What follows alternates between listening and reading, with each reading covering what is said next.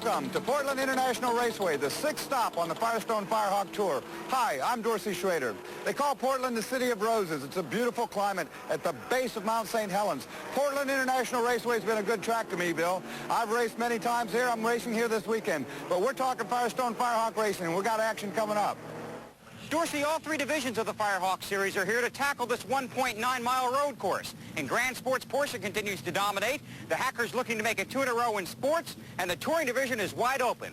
We've got the highlights and a lot more coming up for you in this half hour of Firestone Firehawk. The name Paul Rossy in Firehawk racing is synonymous with winning, but this year his team of Eagles haven't reached victory lane. We'll go behind the scenes and introduce you to the colorful coach of the Rossy stable. Women are playing an important role in racing, and while female drivers are still at a premium, we'll meet several women involved in various support services on the Firehawk circuit. The Firehawk cars take a spin at Portland International Raceway. We'll have the highlights coming up on Firehawk. Today's show is brought to you by Firestone, the official sponsor of the U.S. Olympic team, and by Oldsmobile, the power of intelligent engineering.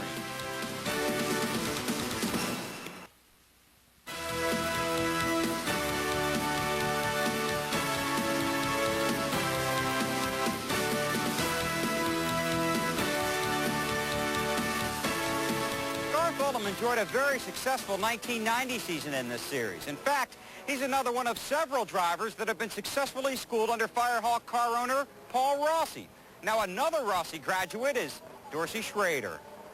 In fact, the 4 years I drove for Paul Rossy, I gained a lot of experience and a lot of exposure. Exposure, in fact, to the corporate world of Chevrolet, Ford, Oldsmobile. With more on the story from Paul Rossy, here's Dan Kenyon. Paul Rossy has been around racing for some 35 years. He was born and raised in Detroit, where auto racing is a natural. He started out driving muscle cars as fast as he could for a quarter mile in the streets of his hometown. Paul then graduated to become a champion NHRA drag racer. In 1986, he decided to try his skills at IMSA road racing. The one constant that's always present with Paul is consistency and winning. But this year, those victories are hard to come by. It's a little slower than we normally are used to, but we have kind of our team has a spirit of coming back, and I think that it just makes our victories a little stronger, and we appreciate them a little more. It can't always be, you know, win, win, win. You have to take some of the bitter with the sweet, and right now we're going through some setup problems, and we're trying to get a little more out of our talons than we had gotten in the last few years, because the competition is really getting keener, and there's some really good cars out there for 1991. The MR2 is doing a great job this year. The Oldsmobile's got some new options that it's put it up front and competitive, and we've got some things going for us. We're very durable. Our cars last well, and the Eagle Talon's probably got the best win-lose record in IMSA. So not that we can afford to give some races away, but we're developing a little bit more on the chassis to get some of the power that we have that we're not using hooked up. So I think that's where we're at. So it's not discouraging. It's just, these are just opportunities to do better. Paul's optimistic outlook is a trait that constantly surfaces. His role on the race team is that of crew chief, engine builder, advisor. You get the picture. Well, I guess I do everything that somebody won't do or can't do. I do actually the engine building, and we blueprint the engines and try to coordinate all the parts pieces, and with the help of some of my other drivers, pick the drivers. We have a driver committee, kind of. So we are always looking for new talent. We like to give people opportunities that have never had the chance before. And we get a big bang out of seeing them, you know, go up to the front or win in their first race. That's really exciting for me, to, especially just on that note, to see a person that's not won a race before go into the winner's circle. It's like a little bit of you helped him do that. You feel that same feeling. Yeah, I'm a driver from drag racing, never did road racing, but I feel a little bit of that excitement when I see a new driver go in the winner's circle. It's great. One thing Paul values most is his friendships he's made over the years. And one of his very best friends is driver Terry Earwood. Terry and Paul used to drive dragsters together, so why not drive Firehawk cars together? Well, I can't say I've never, I've never wanted to, but one of my oldest friends, Terry Earwood, who's one of the head instructors for Skip Barber School, we used to drag race together.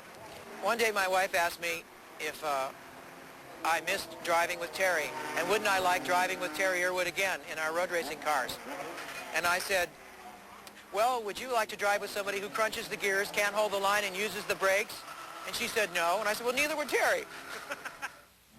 There are several of us that have always said, you know, if I couldn't drive, maybe I'd like to build on the car, be a crew chief. I personally, from the driver's seat, like to work on the pit strategy and trying to analyze when to come in for gas and when we should change drivers and things. So it's actually a lot of fun behind the scenes, even though it's not really behind the scenes. You just don't get the accolades of the champagne. You get it spilled on you. You don't get to drink it. But I think the motivation of building a competitive car and seeing, you quote, your people drive it is what keeps them going on. The Firehawk series has proven to be an excellent outlet for Paul. A man who loves people, demands excellence, and expects results. He wouldn't ask you to do something he wouldn't do himself. He's just happy to be here. Well, because this is a great place to be. This series is a sensational series. There's people in the series. Some of the other series don't have many, but when you have 1,700 drivers and you go through, I'll be 50 years old in December, and I've been in racing for 35 years. I really enjoy racing, and this Firehawk is probably the finest thing I've been in. It's really fulfilling. The people are sensational. You've got the tire companies. Everybody's on the same tire. We've got all the car competitors. The people are neat, and it's fun. So the people who are out there watching, come on out and try it. It's really a swell place to be. Well, the season indeed has been a tough one for Paul Rossy and his team, but I was with Paul for 4 years, and he is no quitter. I expect you'll see Paul Rossy and his guys at the top of the ladder before this deal's done. Dorsey, Paul had his fleet of Eagles set to go here in Portland. We'll have highlights of the 3-hour Firestone Firehawk Endurance Championship from PIR coming up next.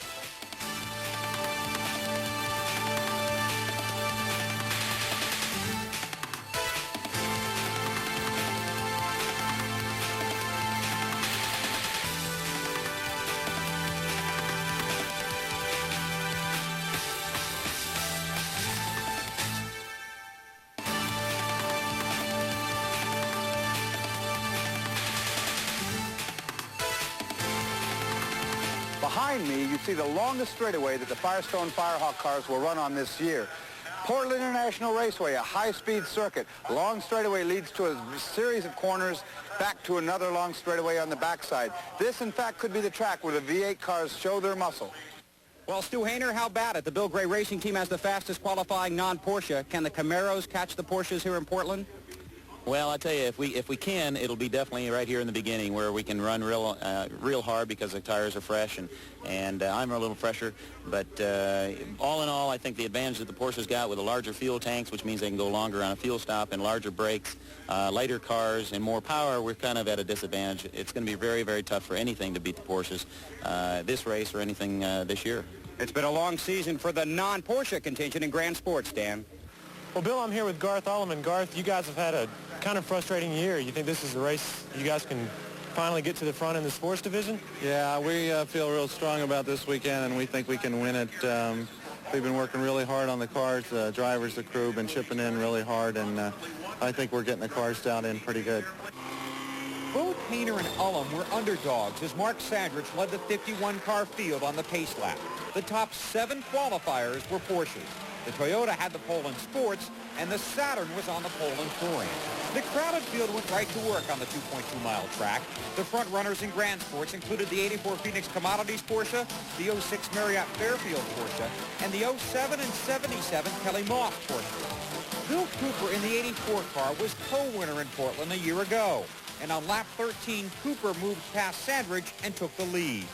In the sports division, the 24 Eagle of Ray Kong looked extremely strong and ran up front with the 66 and 68 Toyotas and the pair of Hacker Oldsmobiles. The touring division was showcasing another classic confrontation between the 44 Saturn of Mark Kent and the Copper Kettle Hondas. The pre-race prediction was that on this track, the tight field would produce some tense moments. All the elements were in place, and it wasn't deep into the race before some drivers found the dirt. Bobby Aiken in the 07 Kelly Moss Porsche was running in the lead pack when the 52 Honda took the track away and forced Aiken off course heading into turn 3.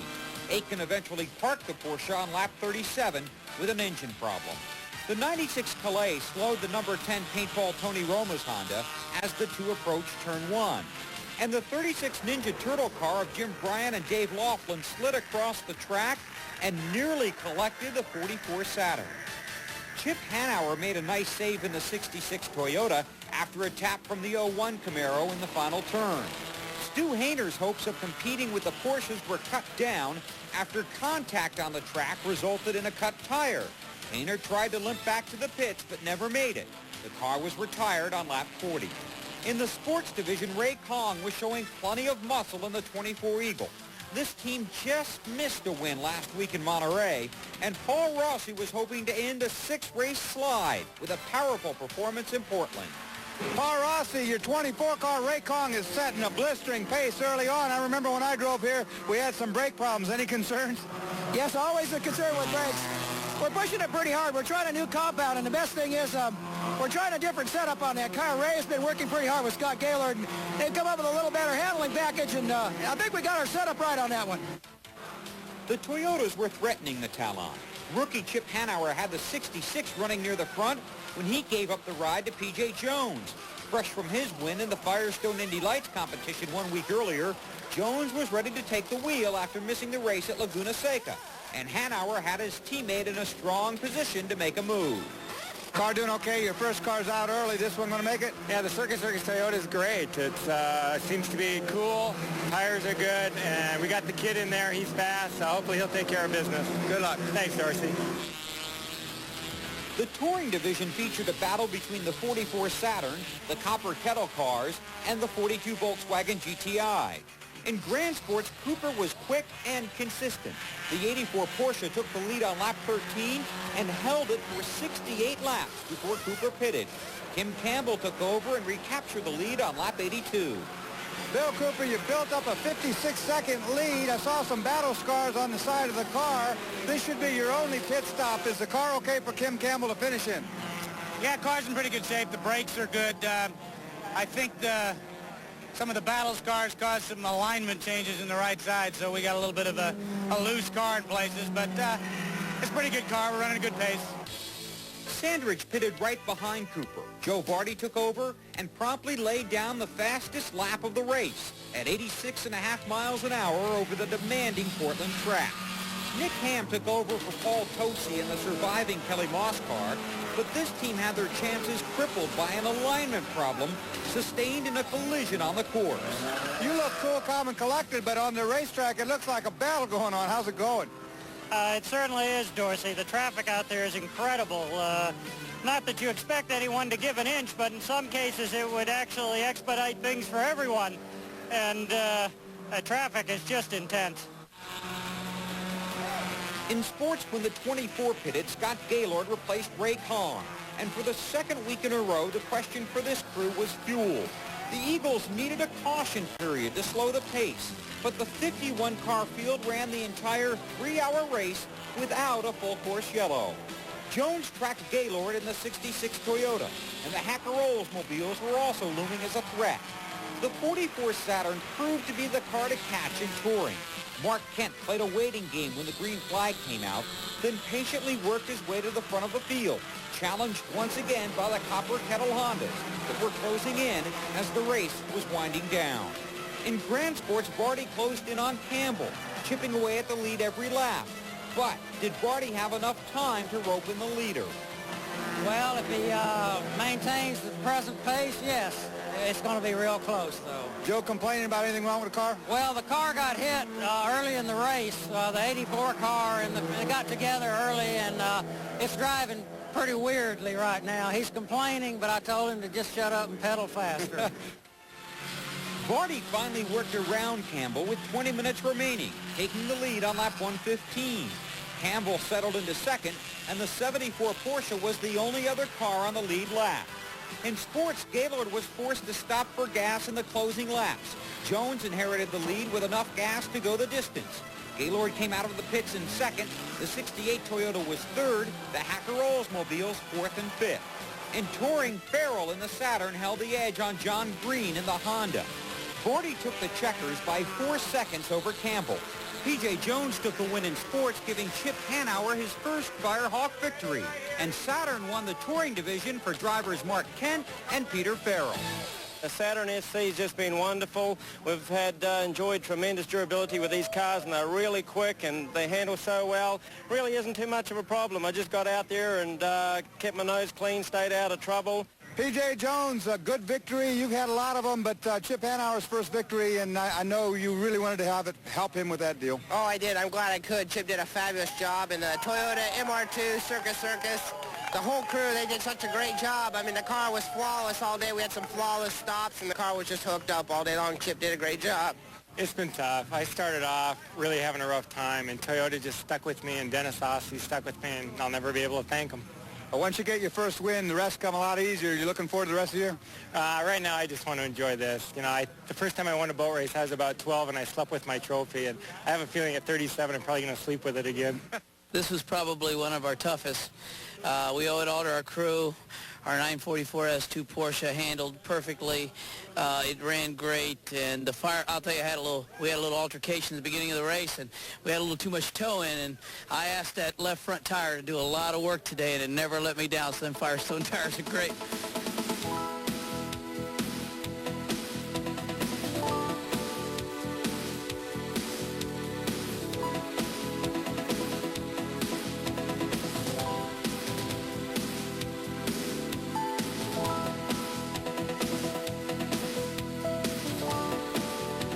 Now, the last two Firehawk events have been 3-hour races, but next week on the 2.4-mile course at Watkins Glen, the shortest race of the year, just 2 hours. And it'll be the place that the Firestone Firehawk cars achieve their highest average speed. The short track at the Glen, all right-hand corners, all fast. Coming up next, a look at the valuable role women are playing in the Firehawk series.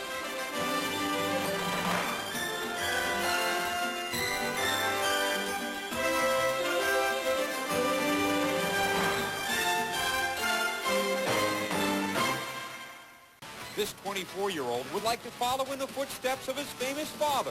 He's making his professional racing debut this summer on the Firehawk circuit. Big-name sponsors are common on race cars, but the Firehawk circuit has some unique sponsors. We'll tell you all about it. And the series returns to Watkins Glen, a crowded course and a 2-hour sprint combined for some on- and off-track excitement. We'll have the highlights and more next week. You know, with almost half of the tickets being purchased in an automobile race being purchased by females, it's not uncommon to find women in the sport. And that's true in the Firehawk series as well, where several women are playing very valuable and differing roles with individual race teams. My major role involves the pit lane officiating. I'd like to think of it similar to an umpire or referee, where we know the rules, the teams know the rules, and we just make sure they follow them. I work in pit lane, making sure that the stops are legal, all of the regulations are followed, especially in fueling, and safety is upheld. Timing and scoring, and positive attitude. Well, my business card says cuisine and gopherism specialist. And what does all that entail? It means I have to cook all the food, have to be the mother, have to be the nurse, you know, take care of the guys. Debbie Brown has been involved in racing with the Firestone Tire Company for more than 10 years. Today, she helps promote Firestone's deep involvement in racing and also assists on the technical side of the sport. After the cars come in, we take tire temperatures. It helps them set up the chassis on the car and makes the cars run faster or signals any problems they may have. And as a tire engineer, we used to do that a lot. And in my new job, I just assist doing that when they need help. It's an interesting occupation. When I started, I thought I'd just do it for a couple years and see if I liked it. And obviously, I've done it for over 10. I think it's an interesting job. You do a lot of things that are different than in the office. I work in the office. I also travel. I go all over the country. There are opportunities in every level of it. And I'd like to see more women drivers. There were some very good ones, and some of them hopefully will be coming along in the future that are even better. Like any job, different people have different reasons for signing on.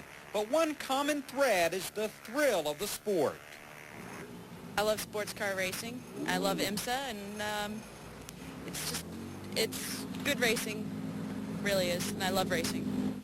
I've been in it my whole life. My dad raced, and my brother raced, and now my boyfriend races, so it makes it easy to come.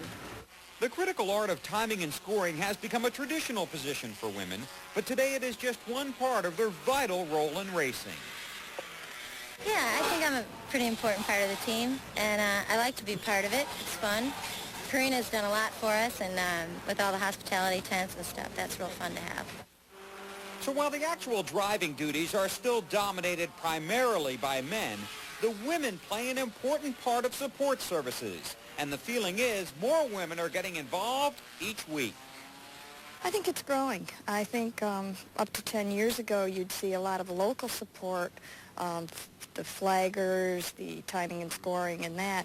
But I didn't see too much when I first started traveling that went out with teams. Now you see a lot more. You see them on crews.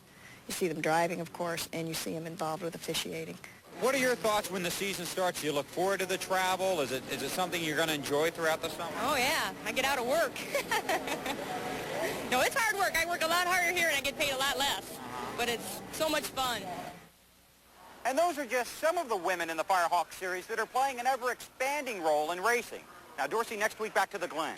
Yeah, but this time on the high-speed short track at the Glen. We'll have the action from Watkins Glen and more for you next week. And don't forget to make Inside Winston Cup Racing a part of your Sports Sunday each week here on TNN. And we'll see you next week on the Firestone Firehawk. Today's show has been brought to you by Firestone, the official sponsor of the U.S. Olympic team, and by NAPCO, the performance paper company, specializing in service, quality products, and tailored distribution. Communications for Firehawk provided by Racing Radios, Forest Park, Georgia. Racing Radios, the official communications of IMSA.